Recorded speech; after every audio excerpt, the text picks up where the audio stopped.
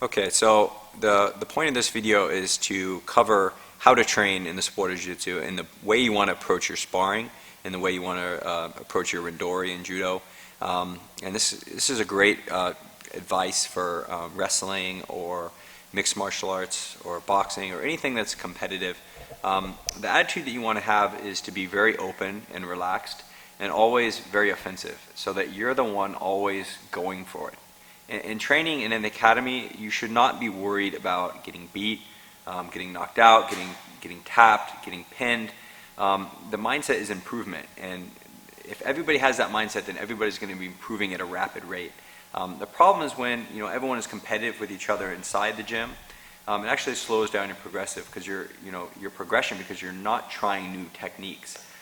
You're just going with your go-to moves that I want to beat this guy, so I'm going to use my best game at him. And what happens is then you're reluctant to really open up, and that could be offensively or defensively. It's important to allow yourself to get into bad positions so you know how to get out of those positions, you know how to deal with those positions. So being open is really important, not worried about, okay, if this guy beats me, if I'm trying new techniques and I'm opening myself up, I might get caught by a lower belt or a guy that I normally beat, and that's okay because you're trying new things and you're trying to grow. And they're your training partner and they're trying to help you improve as well. And if everyone has that attitude, then you guys are going to improve so much quicker. And then the time where you want to worry about using your best moves and winning is in the competition. And in the competition arena is when you're worried about your performance, okay? Not in class. In class is when you're trying new techniques and opening yourself up.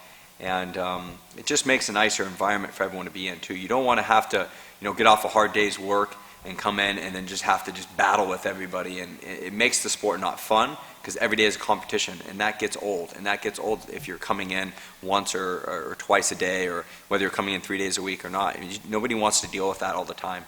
That you need to save that for the tournament. So staying relaxed, staying open, staying aggressive, and the best guys in the world at the top are always the guys that go for it, the guys that push it, not the guys that stall and try to be conservative and try not to get thrown or try not to get taken down or try not to get their guard passed.